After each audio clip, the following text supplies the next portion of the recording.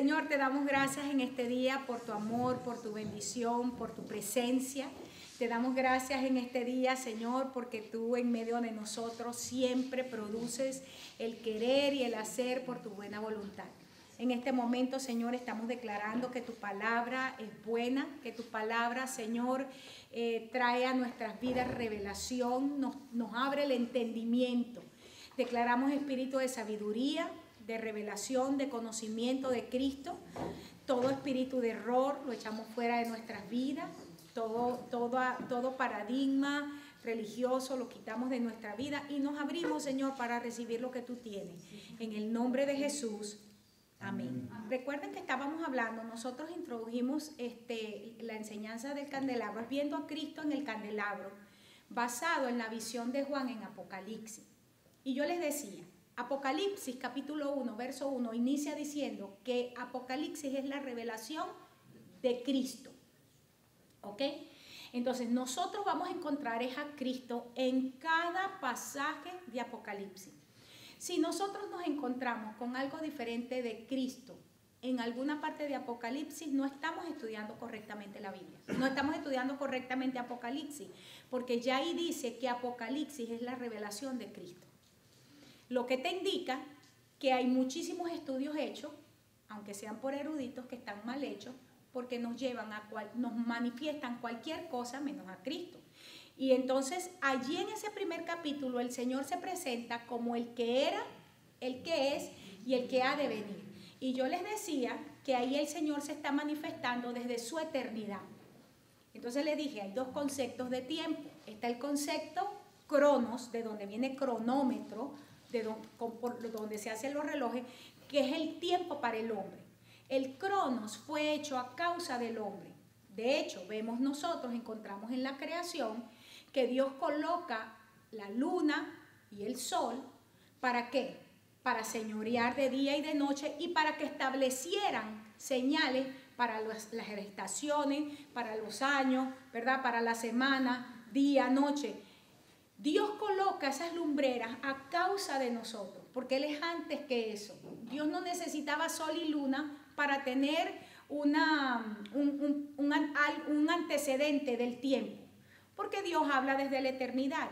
¿Y qué es lo que ocurre con Juan? Y por eso es que Apocalipsis se nos hace difícil, porque Apocalipsis es una visión de Juan desde la eternidad, en la posición de eternidad, porque el Señor no dice, yo te voy a mostrar solo lo pasado, sino lo pasado, lo presente y lo futuro. Pase adelante. Lo que era, lo que es y lo que ha de venir. Pero el Señor se lo está mostrando desde donde Él está. El Señor es eterno, nuestro Dios es eterno. ¿Por qué es que nos cuesta entenderlo? Por supuesto, porque nosotros operamos en el cronos. Y como operamos en el cronos, nos es muy difícil colocarnos en el tiempo de la eternidad. Por eso es que Apocalipsis está escrito en código, para que lo podamos entender, porque está desde un espacio y un tiempo que nosotros no manejamos. Se llama eternidad. ¿Ok? Eso es lo que hace difícil Apocalipsis. Pero si nosotros permitimos que el Espíritu Santo nos dé claridad, nosotros lo vamos a poder ver. La segunda cosa que vimos importante aquí es que, hablándole al Señor y manifestándose y diciéndole, vas a escribir las cosas que han sido, las que son y las que serán después de estas. Entonces ya no solamente le dice que se lo va a mostrar, sino que ahora tenía que escribirla. Y en ese momento él tiene una visión y dice que él escucha una voz. Y cuando él escucha la voz, él se voltea para ver la voz y lo que se encuentra es con 7 candeleros. Esto es importante. ¿Por qué? Porque la voz estaba hablando en realidad son 7 candeleros hablando. Yo quiero que vean esto, porque él nunca nos dice allí que él vio a alguien, sino dice, y me volteé para ver la voz del que hablaba conmigo y vi, ¿qué vio? 7 candeleros. 7 candeleros. Y los 7 candeleros, según el pasaje, en el mismo pasaje, son las 7 iglesias, y vamos a ver un poquito más hoy de eso, porque yo sé que todos nosotros hemos aprendido que las 7 iglesias son 7 dispensaciones en lo que es el desarrollo de la iglesia. Y quiero hoy enseñarte que, porque 7 es el número de la plenitud de Dios. Y está hablando acerca, porque Dios no tiene 7 iglesias, Dios no viene por 7 iglesias, Dios viene por ¿cuántas iglesias? Por una iglesia, es una iglesia. Entonces 7 nos está hablando de la plenitud de la manifestación del Señor a través de su iglesia, pero hay 7 aspectos en la iglesia que deben ser tratados. Y cada uno de esos aspectos, nosotros no vamos a estudiar aquí las 7 iglesias, lo que quiero es que veamos el simbolismo. Dice que Él se voltea para ver la voz y lo que ve son 7 candeleros. Y los 7 candeleros son 7 iglesias que tienen 7 liderazgos o 7 estrellas que son los 7 líderes que están colocados sobre esas iglesias. Entonces, quiero que lo vean de esta manera. Son 7 características que son importantes y 7 modelos de liderazgo que tienen que vencer, tienen que enfrentar cosas en la iglesia y tienen que vencerlas. Si las vencen, entonces a cada uno el Señor dice, si tú vences esto, yo te voy a entregar esto. Es bien interesante. Ahora bien, decíamos en la primera característica que veíamos del candelero, por supuesto, hablamos acerca de que era de oro puro y todo eso, hablamos de Malaquías 3, hablamos de cómo se forma en nuestras vidas Jesucristo. Luego que el hecho de que era labrada a martillo, estábamos diciendo que era Dios mismo el que forja la iglesia, porque es su palabra, es la palabra de Dios. Y hay algo que es importante, hermanos. Una de las razones que yo encuentro por qué como iglesia de Cristo hemos tenido tantos problemas a lo largo de la historia es porque, como lo dicen los mismos apóstoles, dicen que siempre en la iglesia se han metido gente encubierta que empieza a traer sus propias enseñanzas, o sea, sus propias perspectivas de hombre, de lo que se supone es Dios, y lo empiezan a enseñar. Tan es así que Jesús le dijo, ¿sabes cuál es el problema de ustedes, a los fariseos? Que han invalidado los mandamientos. ¿Por qué? ¿Quién se acuerda de ese pasaje? ¿Qué es lo que invalidaba el poder de la palabra? ¿Ah? La doctrina del hombre. El Señor dijo, o sea, imagínense ustedes que la palabra que es tan poderosa crea de la nada y el Señor le dice es invalidada por sus enseñanzas. ¡Wow! Que la palabra de Dios, que es Cristo mismo, que es la que lo encarnó, sea invalidado, sea anulado por la doctrina de hombre. Esto es muy serio, porque entonces estamos teniendo que la iglesia no ha visto un ministerio eficaz de Cristo en medio de ella, porque hemos invalidado la obra de Cristo a causa de nuestras enseñanzas. Eso es lo que está diciendo ahí Jesús. Y esto es sumamente fuerte, porque entonces es confrontarnos con un pecado, no solamente del liderazgo que lo enseñó, sino también de parte de nosotros que lo hemos recibido. Porque si bien es cierto que hemos tenido un liderazgo que ha tomado la palabra y la ha acomodado a su conveniencia, no es menos cierto que cada uno de nosotros como miembros del cuerpo de Cristo tenemos la responsabilidad de investigar, de escudriñar, de buscar en la palabra, de pesar. ¿Sí me está entendiendo? Esa es nuestra responsabilidad como cristianos, como creyentes. Y un verdadero líder del Señor no se siente mal, ni se siente ofendido, ni se siente amenazado porque alguien, después que uno predica, va a su casa a revisar que lo que se le enseñó es correcto. El verdadero hombre o la verdadera mujer de Dios no se siente amenazado por eso, ni lo ve como rebelión. Por el contrario, el verdadero hombre y la verdadera mujer de Dios debe empujarles a ustedes a que tienen que buscar en las Escrituras que lo que están aprendiendo realmente tiene fundamento bíblico. Amén. Ahora bien, vamos a la tercera característica. Martillar, para lograr esto, martillo, martillo, martillo, martillo. Proceso de refinación. La purificación tiene como objetivo traer integridad. ¿Eso lo vimos ya? Ese punto, ¿no? Que era entonces el punto 2 de la purificación. No, sí lo vimos. Es mi palabra como fuego y como martillo que quebranta la piedra. Sí, sí lo vimos. Que era de una sola pieza. Eso sí lo vimos. Ok, vamos a ver ahora. Éxodo 25:32. Vamos a seguir viendo la siguiente característica. ¿En qué página estamos allí? En sus 35. Éxodo 25:32. Dice, y saldrán 6 brazos de sus lados, y esos lados son 3 brazos del candelero a un lado y 3 brazos al otro lado. Esto es importante. Recuerden que uno de los problemas que tiene la mayoría de la gente de hoy es que piensa es en el del Hanukkah, que son 9. No. El de Hanukkah es una cosa que fue una, vamos a decir, una creación posterior, pero el candelero de Moisés no tiene 9 brazos, ¿ok? Que es el de Hanukkah que todo el mundo ve. Este que está aquí es el que el Señor le da a Moisés. Dice, va a tener 3 brazos a un lado y 3 brazos al otro. Son 6 brazos. 3 copas en forma de flor de almendro en un brazo, una manzana y una flor, y 3 copas en forma de flor de almendro en otro brazo, una manzana y una flor. Así en los 6 brazos que salen del candelero. Esto es importante.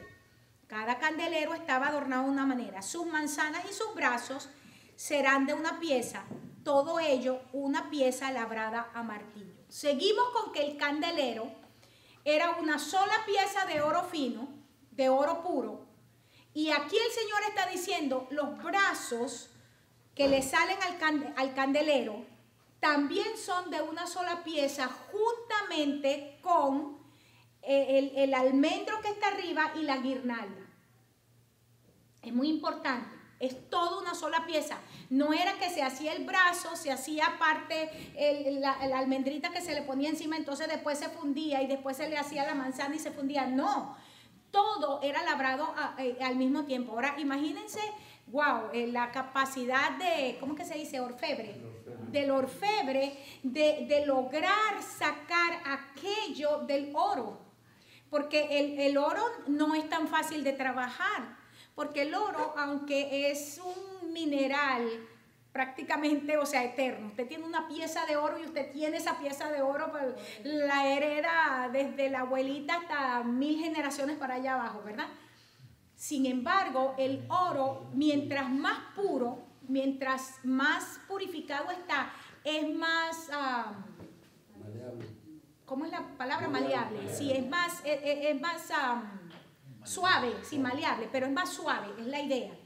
Por ejemplo, no es igual, los que traen de nuestros países oro 18, saben que no le pueden entregar un anillo de oro 18 a un joyero aquí que está acostumbrado a trabajar oro 10 y oro 14. ¿Por qué? Porque el oro 10 y el oro 14 es más duro, porque justamente es más impuro. Mientras más puro, más suave. ¿Me entienden? Entonces, esto es importantísimo. Porque esto era oro puro lo que estaba trabajando el orfebre. Por eso es que en los países árabes no les gusta sino oro puro. Y de hecho ellos también, es oro 22 que se utiliza. Yo recuerdo cuando en Venezuela se utilizaba oro 24. Eso dejó de utilizarse, ahora se usa mucho, es oro 18. Pero claro, comparado al aquí todavía es bastante puro. Pero quizás algunos de ustedes en sus países recuerden el oro 24. ¿Verdad? Que era un oro bien amarillo. Sí, un amarillo que de hecho oro cochano se le decía. Y este candelabro es de ese oro muy puro. Entonces estamos hablando que moldear esto con ese mineral que estaba tan suave y martillarlo, yo no sé mucho del asunto, pero no debía ser tan fácil. No debía ser tan fácil. Y es lo que el Señor está diciendo. ¿Qué es lo que está diciendo aquí? En primer lugar, les repito, el candelabro no tenía madera. Era muy fácil haberlo hecho de madera y meterlo simplemente dentro del oro y listo, estaba hecho. Lo que Dios está diciendo es que la formación, la edificación, la construcción de la iglesia no es de mano humana, sino es de mano de Dios. Es Dios mismo el que trabaja con la naturaleza de su iglesia. Va a utilizar a hombres y mujeres en la formación de la iglesia, pero en realidad lo que quiere decir esto es que la iglesia no es un concepto humano, no nació de nuestras buenas ideas, ni siquiera del fervor y la pasión que podamos tener y decir, ay, yo voy a fundar una iglesia y voy a empezar. No, la iglesia no salió de la idea de nadie, salió del corazón de Dios y Dios es el que se encarga de su iglesia. Amén. Ahora fíjense. Lo primero que vemos es que dice allí, los 7 candeleros que has visto son las 7 iglesias. ¿Cuál es el principio? Es una iglesia que entonces, si tiene 6 brazos, va a ejecutar el plan de Dios a través de hombres que reciben la autoridad divina. ¿Por qué sabemos que es a través de hombres con autoridad de Dios? Porque 6 es el número de hombre. 7 es el número de Dios. Y veíamos que eran 7 candeleros. Por eso sabemos que es la expresión de Cristo en la tierra. Porque yo les enseñaba y aprendíamos desde hace mucho tiempo. La iglesia es ¿qué? Es el cuerpo de Cristo. Entonces es un solo organismo. Cristo como cabeza, su iglesia es una sola cosa. Entonces 7, porque él no va a tener 7 cuerpos, sino es un solo cuerpo. Por eso es que son 7 manifestaciones de situaciones que deben ser trabajadas. Por eso está hablando de la plenitud de Cristo en la tierra. 7. El hecho de que el candelero tiene 6 brazos es que la ejecución del plan de Dios en la tierra es a través de hombres que tienen la autoridad de Dios. Hay un principio que todos nosotros necesitamos entender, y es que sea el reino de Dios o el reino de las tinieblas, es decir, siempre se va a necesitar, a requerir el agente humano. Satanás no puede operar, o sea, no espera, la gente, y fíjate esto lo he visto yo tanto, buscan siempre a los demonios en qué espíritu se está moviendo, como que se está moviendo en el aire.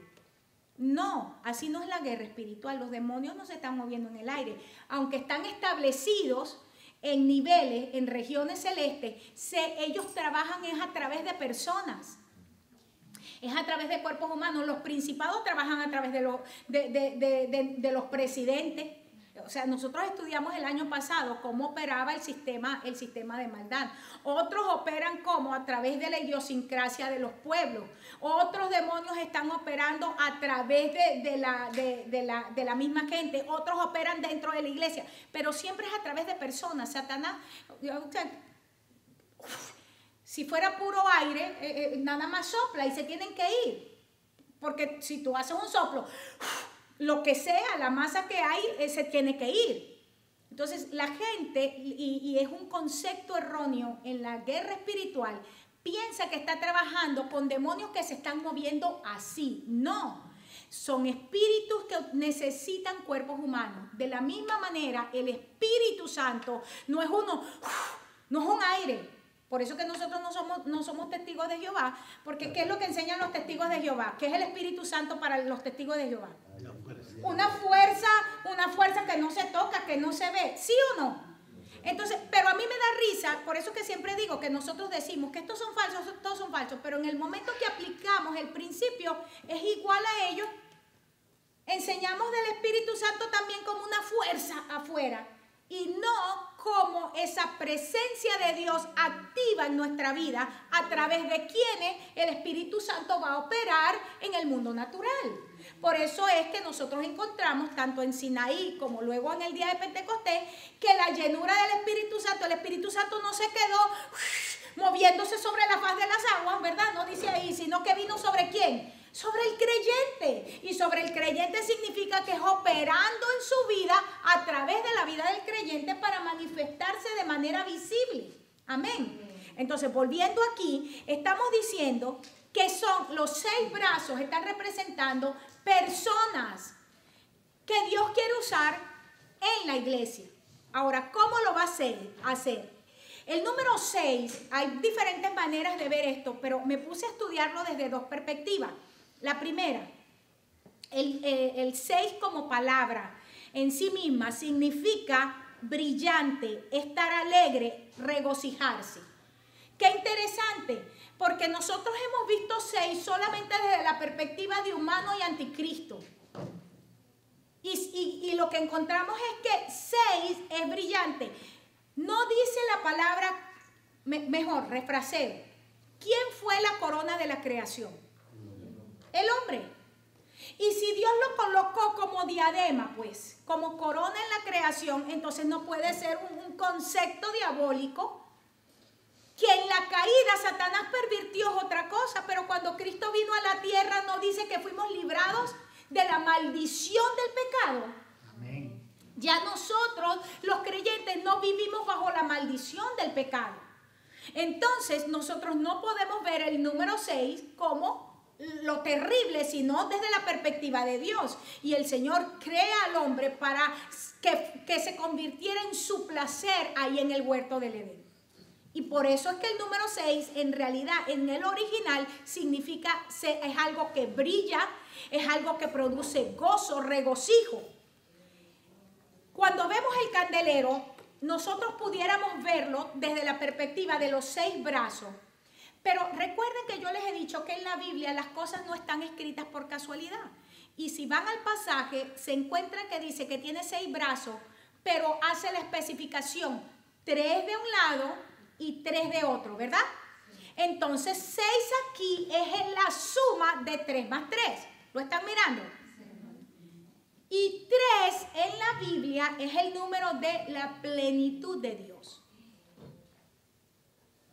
El 6 que está hablando el candelabro, recuerden, por eso es que estudiar simbología es tan interesante. Porque yo puedo ver solamente 6 como número de hombre, pero aunque 6 es número de hombre, aquí en su significado es algo que produce gozo. Y cuando yo lo veo como la suma de 3 más 3, pues es la plenitud de Dios involucrada en el asunto. Amén. En la Biblia es interesante cuando usted estudia en diferentes contextos el número 3. Uno de los que a mí más me gusta es estudiar en la Biblia lo que significa el tercer día. Porque el tercer día en la Biblia siempre habla de muerte para resurrección, para producir vida de Dios. Al tercer día, Él resucitó, ¿verdad? Si nos vamos, dice que al tercer día nos va a dar vida. O sea, el 3 siempre habla de que pasamos un proceso de muerte, pero que nacemos nuevamente para vivir. Esa es la idea del 3. Y me gusta cuando esta tarde lo estaba volviendo a leer, lo podía ver tan claro. Es 3 más 3, no es 6 solo. Sino, dice, son 6 brazos, pero que están formados porque se suman 3 brazos de un lado y 3 brazos de otro. Amén. Ahora, hablar de 6 que están repartidos equitativamente, porque es tan interesante el candelabro, que está hecho de tal manera que la distancia entre brazo y brazo es igual. No hay tal cosa como que un brazo tiene 5 centímetros de diferencia con el segundo. Del segundo al tercero hay 7. No, es completamente equidistante. ¿Ok? Porque hay una simetría perfecta. ¿Saben de lo que está hablando esto? De que hay una repartición de tareas en igual medida. Cuando nosotros vemos la iglesia, y lo hemos hablado en montones de ocasiones, la iglesia es una, pero dice el apóstol que está formada ¿por quién? Por muchos miembros.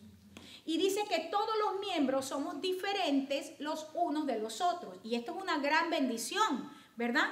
Es una gran bendición que nosotros seamos diferentes en nuestra forma física, seamos diferentes en nuestros análisis, seamos diferentes en nuestra cultura, seamos diferentes en nuestro lenguaje. Por eso es que cuando la iglesia empieza a uniformar a la gente, no hay nada más anticristo que eso. Dios nos hizo diferentes, diversos, porque en la diversidad hay riqueza. La riqueza viene porque somos diferentes, pero tenemos el mismo corazón y tenemos el mismo espíritu. Cuando estudiamos en Corintios, cuando el apóstol Pablo está diciendo, hay diferentes obras, pero el Padre es el mismo. Hay diferentes manifestaciones, pero el Señor es el mismo, hablando de Cristo. Y dice, y hay diferentes dones, pero el Espíritu es el mismo. ¿Verdad?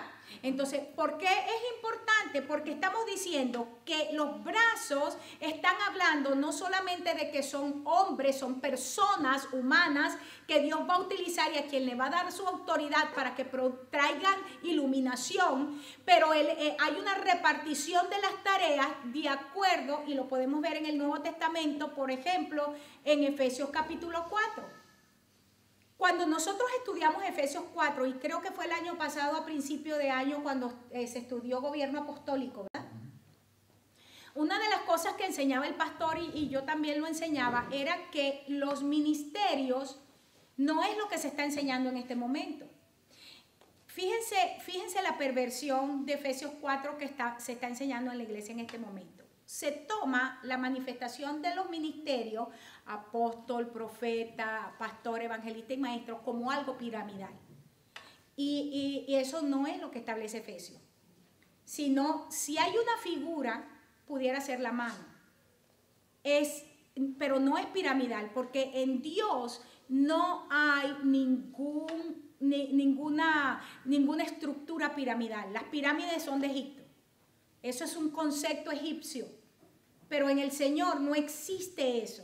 Entonces, hemos enseñado en la iglesia en los últimos 20 años como que el apóstol es el mayor, después le viene el profeta, después le viene el pastor. Y eso no está en la Biblia.